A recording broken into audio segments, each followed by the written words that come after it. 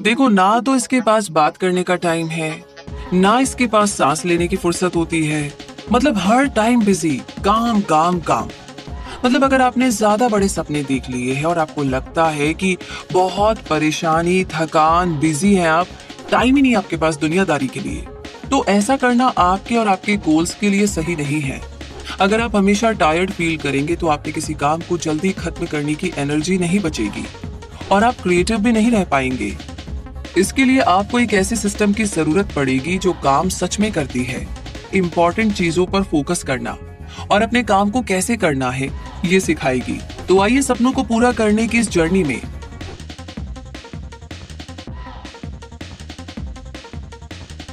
आइए जानते हैं 18 minutes, find your focus, master distraction and get the right things done. तो यहाँ पर आप अपनी जिंदगी को ऑर्गेनाइज करना सीखेंगे और आप ये रियलाइज करेंगे कि कभी कभी आपको रुककर अपनी जिंदगी की स्ट्रेटेजी के बारे में दोबारा सोचना चाहिए ताकि आप बेहतर बन सके। अपने रिएक्शन को कंट्रोल करके अपनी जिंदगी को कंट्रोल कैसे करना है आप वो भी सीख जाएंगे। जब आप अपने इमोशंस को अपने फैसले लेने देते हैं तो ये बहुत गलत होता है।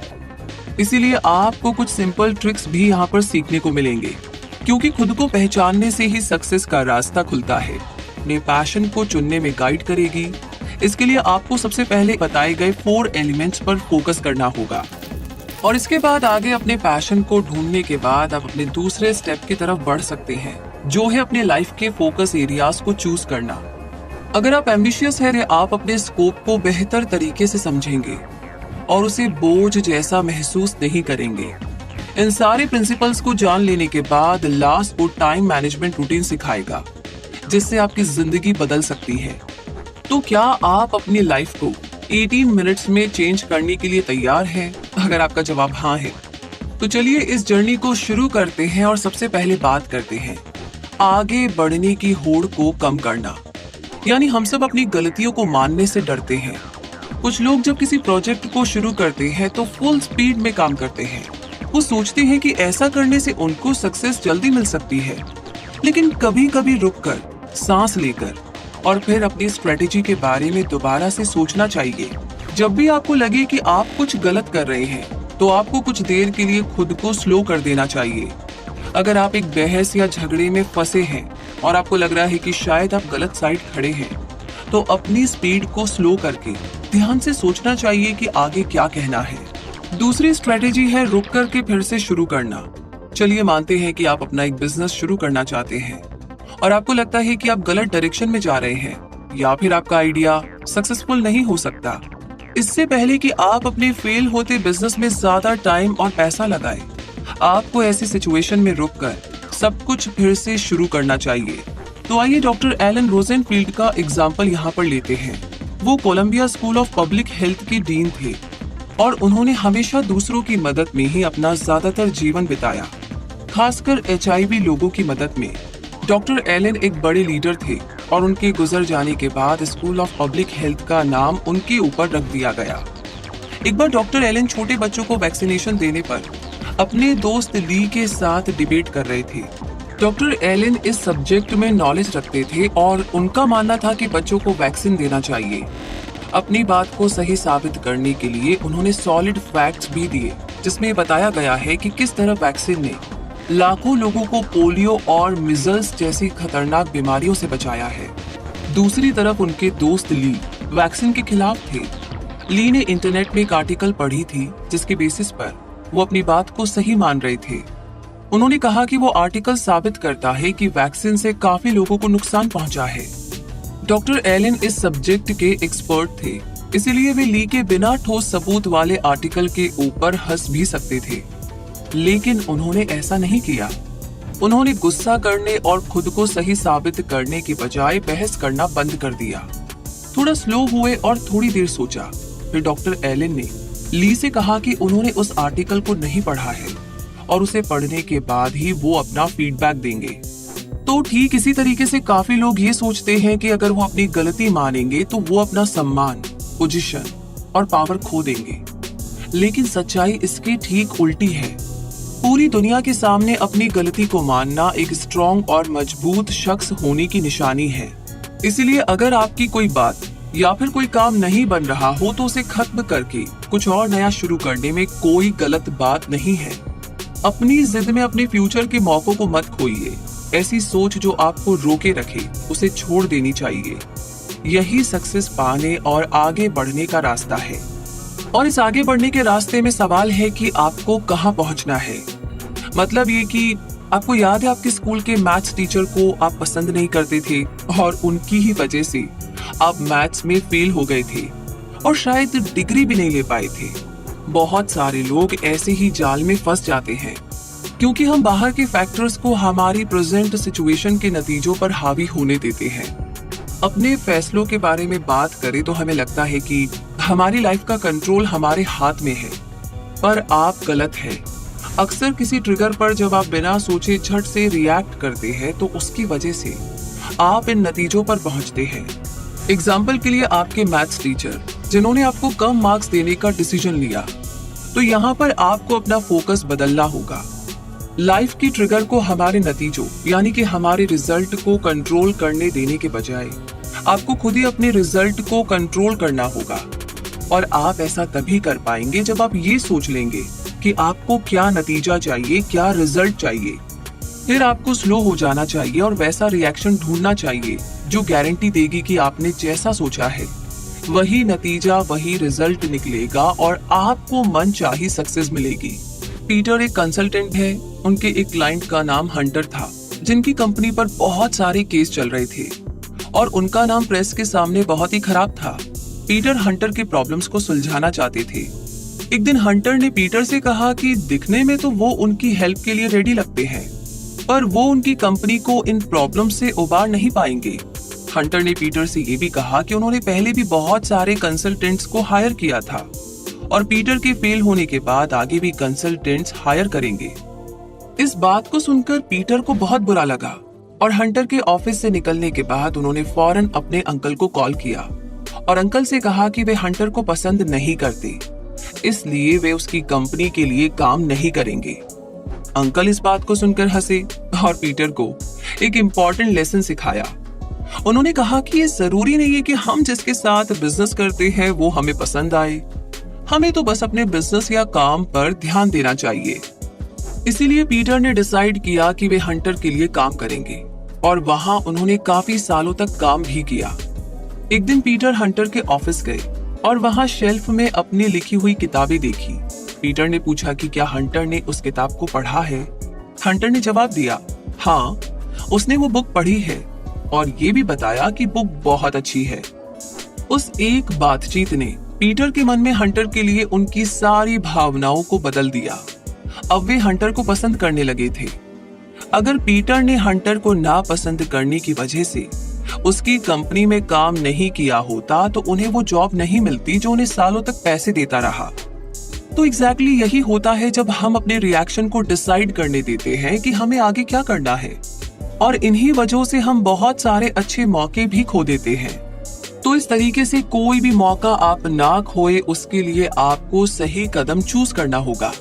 यानी 4 एलिमेंट्स के इंटरसेक्शन पर अपना अगला कदम चुनिए। आइए जानते हैं कि हमें ये कैसे करना है।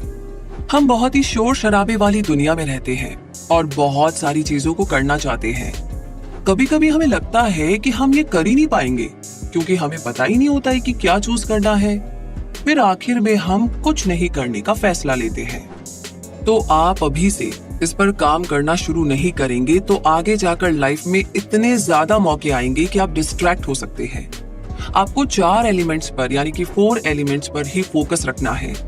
फर्स्ट एलिमेंट है आपको अपनी ताकत के बारे में, अपनी पावर के बारे में पता होना चाहिए और इसमें मास्टर बन जाने तक खुद को इम्प्रूव करना चाहिए। जब आप उस बात पर अपना फोकस रखते हैं जिसमें आप बेस्ट हैं, तो आपके जीतने के ज्यादा चांस होते हैं। सेकंड एलिमेंट है कि अपनी कमजोरियों से भागिए मत, बल्कि उसे अपनाइए, एक्सेप्ट कीजिए। इस कमजोरी से फायदा उठाने की कोशिश कीजिए।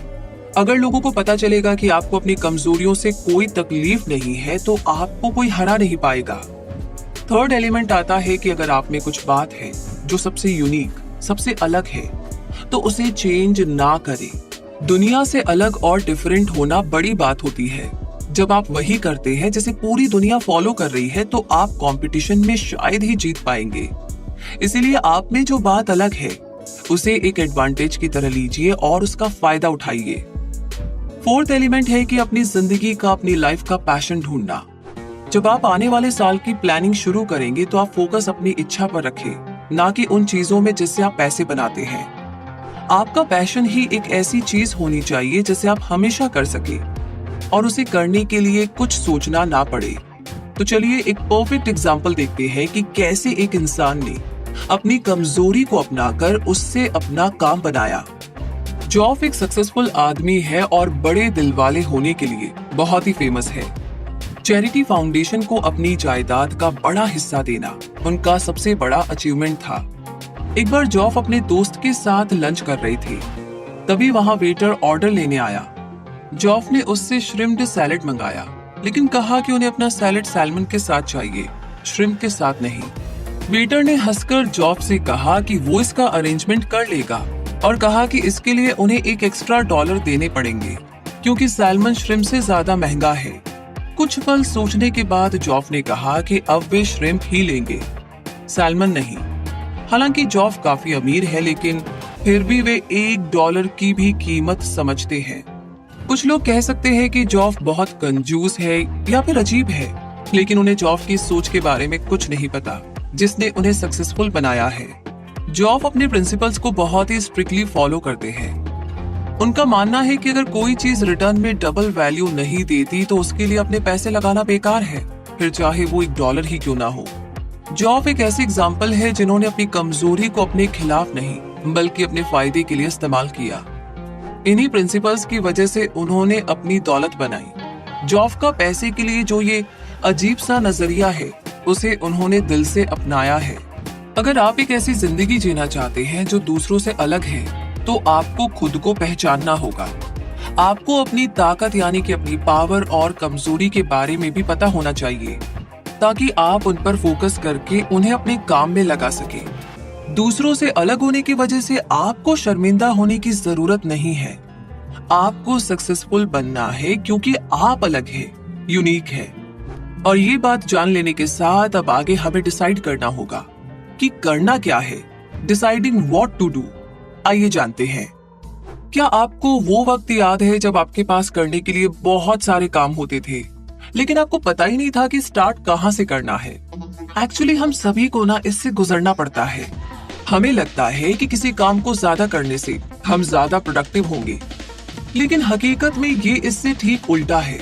अगर आपकी लिस्ट में करने के लिए 20 काम है तो आप थक जाएंगे और हार्डवर्क करने के बजाय आप बस रुक जाएंगे। हर साल आपका फोकस 5 चीजों पर होना चाहिए, जिसमें से 3 गोल अपने काम के लिए और 2 अपने पर्सनल लाइफ के लिए होंगे। इसीलिए जब आप अपनी टू डू लिस्ट बनाएंगे तो उसमें सिर्फ वो 5 चीजें लिखिए जिनमें आपका फोकस रहता है। जैसे कि फ्योरेला एक मिड साइज टेक कंपनी की सेल्स हेड थी। उन्होंने पीटर की हेल्प मांगी क्योंकि वो बहुत ज्यादा कंफ्यूज्ड फील कर रही थी। फ्योरेला के पास करने के लिए काफी कुछ था। उन्हें एशिया में सेल्स की परफॉर्मेंस के मुद्दे को सॉल्व करना था, यूएस टीम के कुछ प्रॉब्लम को भी फिक्स करना था और सीईओ के साथ स्ट्रेटेजी भी डिस्कस करनी थी। ये सब टास्क फ्योरेला के उस एक दिन की टू डू लिस्ट में लिखा था। इसके अलावा भी उन्हें बहुत कुछ करना था। फ्योरेला के पास इतना ज्यादा काम था कि उन्हें पता ही नहीं था कि करना क्या है। वो बिल्कुल ठंडी पड़ जाती है और कुछ भी शुरू नहीं कर पाती थी। ऐसा इसीलिए होता था क्योंकि उन्होंने पहले से ही इन कामों के आगे हार मान ली थी। उन्हें सांस लेने के लिए कुछ पल चाहिए थे। फिर जब फ्योरेला ने अपनी लिस्ट को ऑर्गेनाइज करने का सोचा तो उन्हें उसमें ऐसे काम दिखाई दिए जो वाकई में इम्पोर्टेंट नहीं थे। ये काम बस कैलेंडर में जगह घेर रहे थे और यही उन्हें परेशान करते थे। तो अगर आप एक एम्बिशियस शख्स हैं, तो आपको ऑर्गेनाइज होने की जरूरत है, वरना आप कुछ भी काम नहीं कर पाएंगे। सबसे पहले उन 5 कैटेगरीज के बारे में डिसाइड कीजिए जिनमें आपको इस साल फोकस करना है। फिर एक ऐसी लिस्ट तैयार कीजिए जिससे आप अपने इन गोल्स को अचीव कर सके।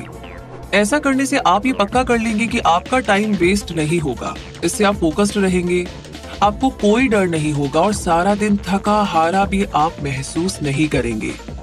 वो एक कहावत है ना कि कभी कभी कम भी ज्यादा होता है। तो आपको आने वाले साल के लिए अपने 5 गोल्स सोचने चाहिए। बस याद रखिए कि आपको 3 करियर गोल्स और 2 पर्सनल गोल्स बनाने हैं। तो गोल्स डिसाइड होने के बाद हमें अगला स्टेप लेना है कि अपनी टू डू लिस्ट में से चीजें निकालनी होगी। जब आपने फोकस करने के लिए 5 कैटेगरीज चूज कर ली है और अपने सारे टास्क को सही कैटेगरीज में रखना भी सीख लिया, तो अब टाइम आता है अपने बाकी के दूसरे टास्क के बारे में सोचने का। सब कुछ ऑर्गेनाइज करने के बाद आपके पास वो टास्क बच जाएंगे जिनकी कोई कैटेगरी नहीं है, पर आपको इन्हें करना भी है। आपके पास ऐसे काम भी होंगे जिसे आप दिन में कभी पूरा नहीं कर पाएंगे, तो आप ऐसे टास्क का क्या करेंगे? तो यहाँ पर आप बैठकर अपनी लिस्ट को रिव्यू कीजिए। आपके पास 4 चॉइस है। आप इन टास्क को अभी कर सकते हैं या फिर कल या परसों के लिए भी टाल सकते हैं। आप इन टास्क को ऐसे लिस्ट में रख सकते हैं जिसे आप बाद में कभी ना कभी जरूर करेंगे, या फिर इन टास्क को आप छोड़ दीजिए। तो यहाँ पर ट्रिक ये है कि आपको किसी भी टास्क को 3 दिनों से ज्यादा तक टू डू लिस्ट में नहीं रखना चाहिए।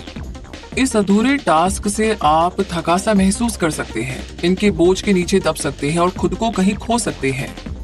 ऐसा भी हो सकता है कि आपको गुस्सा आए और आप ऐसा व्यवहार करें, ऐसा बिहेव करें जो आपकी नेचर में ही ना हो। तो आइए डोव का यहाँ पर हम एग्जाम्पल लेते हैं। डोव एक प्रोफेशनल सर्विस फर्म के सीईओ है। इनकी लाइफ बहुत ही सक्सेसफुल है और सभी उन्हें बहुत पसंद करते हैं क्योंकि वो एक अच्छे इंसान भी है। डोव के पास एक सक्सेसफुल जॉब है, खुशहाल शादीशुदा जिंदगी और बच्चे हैं।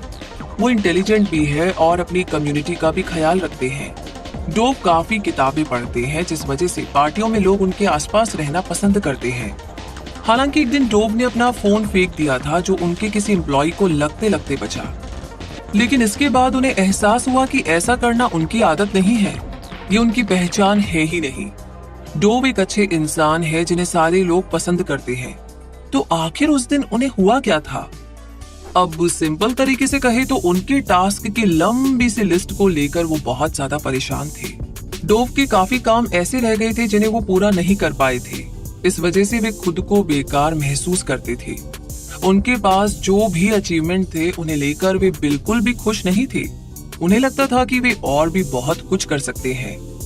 फोन फेंकने के बाद डोव ने माफी मांगने की कोशिश की और सब कुछ ठीक करना चाहा, लेकिन प्रॉब्लम ये थी कि लोगों के सामने उनकी एक गलती भी लोगों का नजरिया बदल सकती थी। और बस यही वो पल था जो डोव की पहचान बन गई, क्योंकि वो अपनी टू डू लिस्ट को सही तरीके से चला नहीं पाए थे। तो अगर आप डोव की तरह गुस्से से नहीं फूटना चाहते हैं तो आपको एक सिंपल सी ट्रिक सीखनी चाहिए। हर सुबह आपको अपने फोन अलार्म को 1-1 घंटे के लिए सेट करना चाहिए। फिर आप खुद से 2 सवाल कीजिए। पहला सवाल, जो पिछला 1 घंटा गुजरा क्या मैं उसमें प्रोडक्टिव रहा? दूसरा सवाल, ऐसा मैं क्या कर सकता हूँ जिससे अगला 1 घंटा पहले वाले से बेहतर हो? तो ऐसा करने से आपका फोकस अभी के टास्क पर टिका रहेगा और लिस्ट के बाकी टास्क आपको बेचैन नहीं करेंगे। आपको अपने हर घंटे को यूज करना चाहिए। तो अपनी टू डू लिस्ट के बारे में बहुत ही कमाल की बातें जानने के बाद अब बारी आती है अपने डेली रूटीन को तैयार करने की। क्या आपको एक दिन में सब कुछ करने का टाइम मिल जाता है? बेशक नहीं। सब लोग शिकायत करते हैं कि उनके पास टाइम की बहुत कमी है और बस यही प्रॉब्लम है। तो हमने पिछले चैप्टर्स में जाना कि हमें अपनी टू डू लिस्ट के 5 कैटेगरीज पर फोकस कैसे करना है, जिनमें 3 कैटेगरीज अपने काम या जॉब से रिलेटेड और बाकी के 2 कैटेगरीज आपकी पर्सनल लाइफ के लिए होते हैं।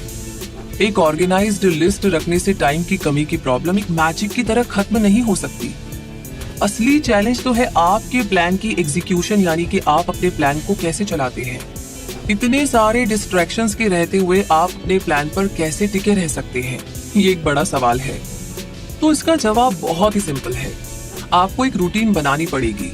ये है 18 मिनट्स टेक्निक, यानी कि 18 मिनट की टेक्निक। सबसे पहले हर सुबह अपनी टू डू लिस्ट की प्लानिंग के लिए 5 मिनट लगाइए।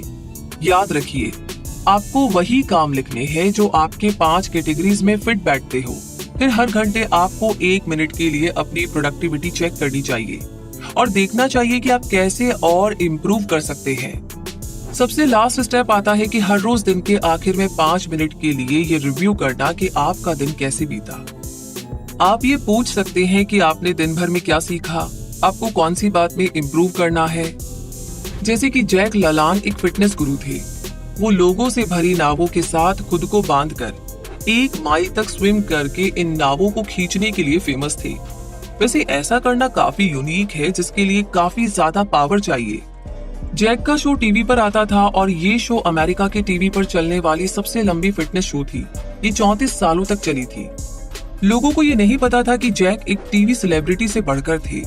उन्होंने बहुत सारी एक्सरसाइज मशीन बनाई जो कि पूरी दुनिया में मशहूर थी। इनमें से एक था वेट सिलेक्टर्स मशीन, जो हेल्थ क्लब में यूज होता था। जैक की सक्सेस का सीक्रेट बहुत ही सिंपल था। उन्होंने अपने लिए एक सॉलिड रूटीन बनाई थी जिसे वो रोज फॉलो करते थे।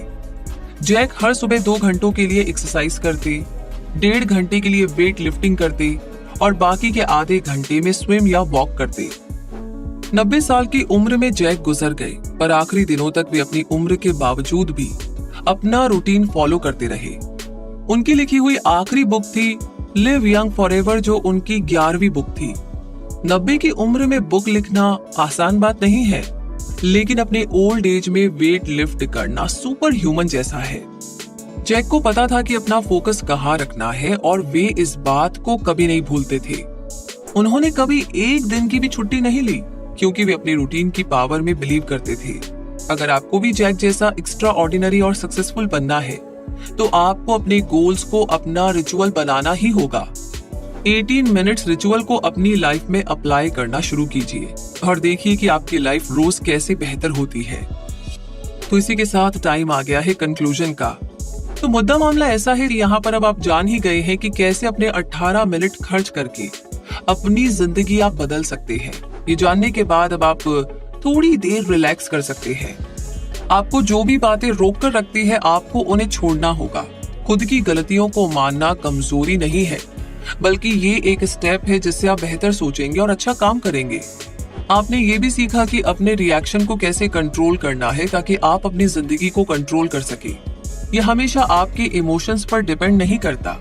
आपको अपने फैसलों के बारे में स्मार्ट होना जरूरी है, और भले ही कितना मुश्किल ही क्यों ना हो, आपको हमेशा सही स्टेप लेना चाहिए। अपनी लाइफ को बदलने के लिए आपको 4 एलिमेंट्स पर फोकस रखना होगा। ये एलिमेंट्स हैं आपकी ताकत, कमजोरी, आपके डिफरेंसेस और लाइफ के पैशन। अपनी जिंदगी के 5 एरिया को कवर करने के लिए अपने गोल्स को कम करना सीखा। अगर आप 5 से ज्यादा कैटेगरीज पर फोकस करते हैं, तो आप गुम हो जाएंगे, खो जाएंगे, क्योंकि आप सबको एक साथ हैंडल नहीं कर सकते। आपने 18 मिनट की रूटीन भी सीखी, जो आपको फोकस करने में हेल्प कर सकती है और आपके डिस्ट्रैक्शंस को भी हटाती है। इस रूटीन को फॉलो करने के लिए आपको रोज सुबह 5 मिनट अपनी प्लानिंग में लगानी चाहिए। फिर आपको हर घंटे 1 मिनट के लिए अपनी प्रोडक्टिविटी को चेक करना चाहिए, और दिन खत्म होने पर 5 मिनट अपने पूरे दिन का रिव्यू करना चाहिए। इस रिचुअल को रोज फॉलो करके आप अपनी सक्सेस के लिए एक स्ट्रॉन्ग फाउंडेशन बना सकते हैं। तो इंतजार किस बात का? 18 मिनट यानी कि 18 मिनट टेक्निक को यूज करके आप अपने गोल्स को हासिल कर सकते हैं। आप ऐसी डेली रूटीन बनाइए जो विनर्स के लिए बनी है, और इस बारे में तो आपने जान ही लिया है, लेकिन हमारी 18 मिनट की जर्नी शुरू होनी अभी बाकी है। चाहे तो अभी से शुरू कर लीजिए, या फिर कोई ना टू डू लिस्ट में कल का दिन ऐड कर लीजिए। अंत पंत बस शुरू करना है, जब भी करे जैसे भी करे। कैसी लगी इसी के साथ ये बताना बिल्कुल ना भूले कमेंट बॉक्स में लिख करके। साथ ही साथ अगर आप किसी और बारे में जानना चाहते हैं तो वो भी हमें बता दीजिए। सपने देखना ना छोड़े, बड़े बड़े सपने देखे, एक पूरा हो जाए तो नया सपना देखे।